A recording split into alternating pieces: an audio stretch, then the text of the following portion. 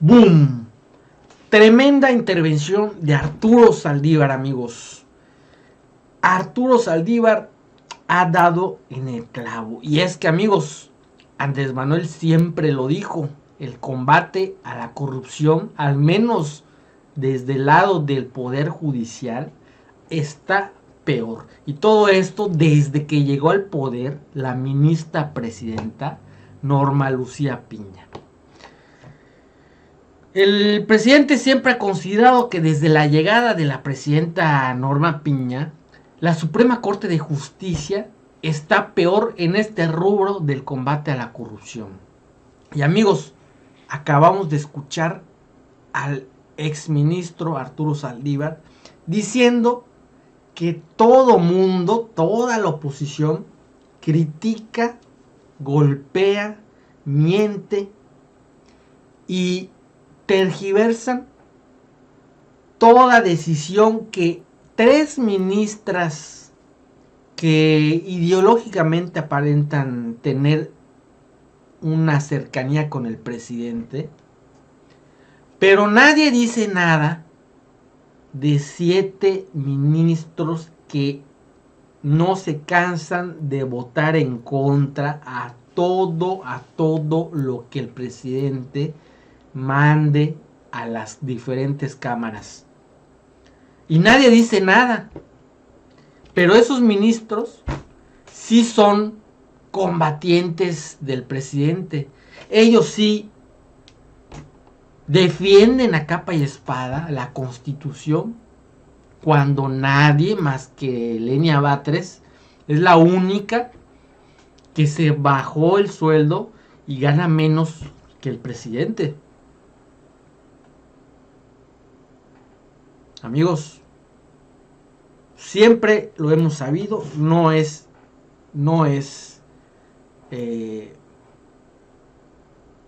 ningún secreto que la justicia en México, bien lo dijo el ministro, es malinchista para quienes tienen dinero. Amigos y amigas, vamos con el video y vean ustedes lo que Arturo Saldívar tiene como plan para el nuevo sexenio, en donde Claudia Sheinbaum va a ser presidenta de la República.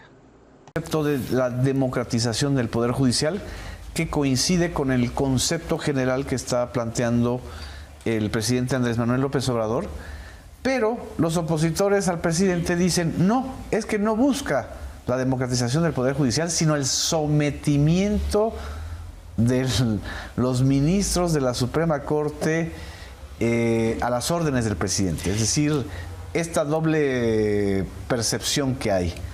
Desde tu punto de vista, Arturo, ¿qué es lo que se está viviendo?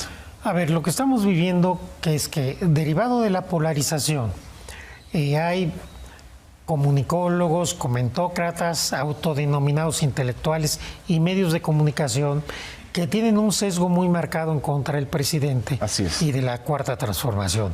Entonces, ¿qué es lo que hacen? Con maniqueísmo y mintiendo, establecen que hay un grupo de ministros, minoritario hoy de 3 ministras, que van a votar todo a favor del presidente, y entonces a esas ministras no les importa la Constitución, les importa quedar bien con el presidente. Así es. Pero hay 7 ministros que de manera sistemática votan todo en contra del presidente.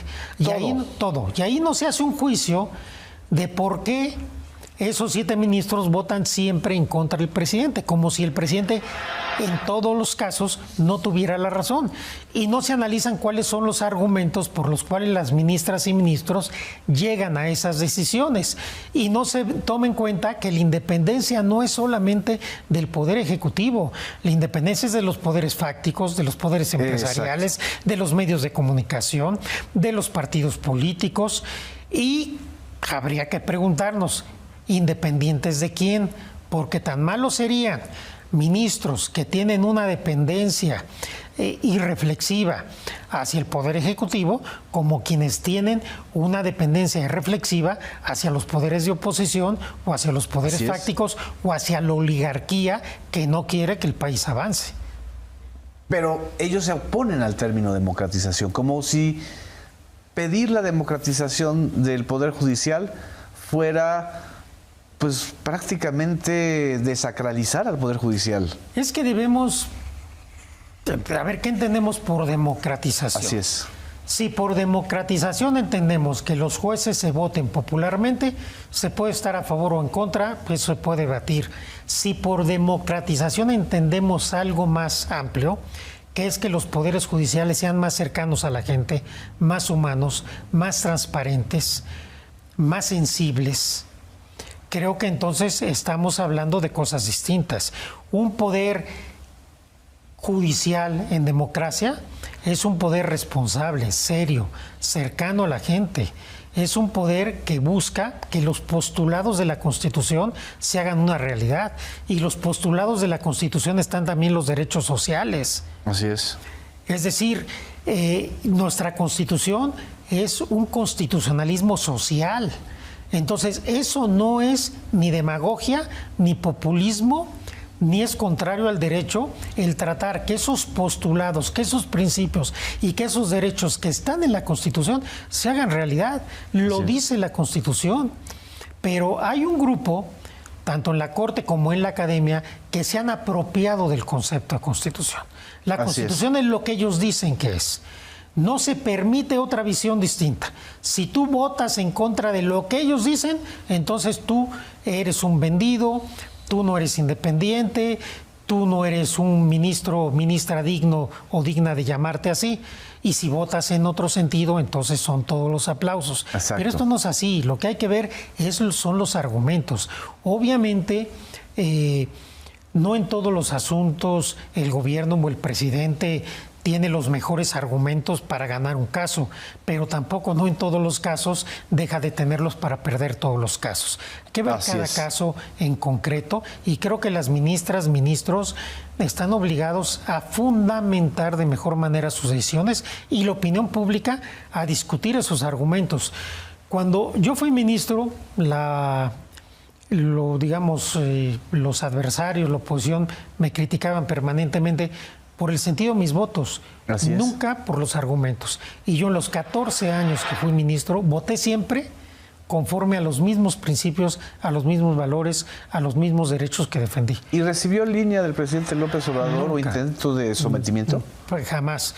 He dicho, y hoy lo reitero, que el presidente fue profundamente respetuoso de la Corte y el Poder Judicial, particularmente cuando yo fui presidente.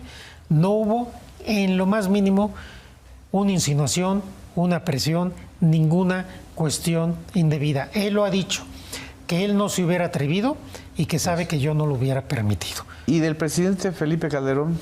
De Felipe Calderón, a diferencia hoy el gran defensor del Estado de Derecho, entre comillas, por supuesto que hubo muchas presiones, yo puedo dar fe de ellas, particularmente en el caso de la guardería AFC, en el caso de Florence Cassé, y por supuesto que presionaban y apretaban a jueces, a ministros. Así y en es. esa administración no hubo un solo asunto esencial a la administración de Felipe Calderón que se invalidara. Era impoluta esa administración. Todo era perfecto. A decir de los comentócratas de ahora, ¿no? De los comentócratas y además también a decir de la Corte de ese momento. Exacto. Entonces, creo que para poder tomar una decisión en una discusión, en un análisis, hay que ser un poco más objetivo, hay que abrir la mente, hay que quitarse prejuicios y ver cómo actuaba la Corte con presidentes anteriores, cómo ha actuado con este presidente, cuáles son los argumentos, si la Corte ha cambiado sus criterios que antes. Por ejemplo, caso, la Corte hasta antes de la llegada de López Obrador había sido muy deferente al legislador en procesos legislativos. Para que se invalidara una ley por violaciones de un proceso legislativo era muy difícil. ¿Por qué? Porque se privilegiaba la deliberación democrática. Aunque se cometieran errores en las comisiones, si se llegaba al Pleno se purgaba todo. Ahora no. Ahora casi todos los procesos legislativos que se impugnan se invalidan. ¿Cuál es la explicación de este cambio de casi 180 grados en los criterios de la Corte? No hay explicación. ¿O sí hay? Para mí hay una explicación política, pero nadie lo dice. Jurídica no hay. Jurídica para mí no hay. Un cambio tan radical en un sentido o en otro, sin explicitar adecuadamente por qué se cambiaron los criterios, pues para mí no hay justificación. Y yo siempre, ahí están mis votos, siempre he votado igual. Exactamente. Como votaba en los sexenios anteriores, voté en este sexenio. Yo no tengo la preocupación de que me vayan a decir usted estaba en tal situación ahora en esta. ¿Qué sucede? Y también lo reconozco. Que hoy hay un gobierno con el que yo tengo una identificación en cuanto a la ideología de justicia social mayor que la que tenía con otros gobiernos anteriores. Así es. Y eso se vale, todos los ministros, las ministras, tenemos una visión del mundo, una ideología, una manera de comprender. Lo curioso es cuando esta manera de entender va cambiando sin que se justifique por qué cambia. Yo reitero, yo he votado igual. He votado igual, incluso en esta administración del presidente López Obrador. Exacto. Hubo asuntos muy importantes que yo voté en contra y justifiqué por qué. Yo no voté a favor todas las propuestas. No era en bloque. No era en bloque. Y allí están mis votos. Y en asuntos bien importantes como, por ejemplo, prisión preventiva oficiosa.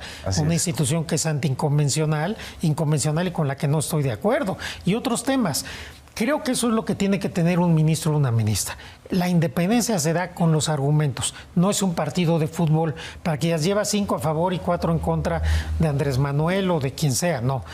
¿Qué argumentos has dado en un caso o en otro? Si no hay contradicción, si cambiaste el criterio, ¿lo justificaste o no lo justificaste? Creo que eso es lo que nos hace falta debatir.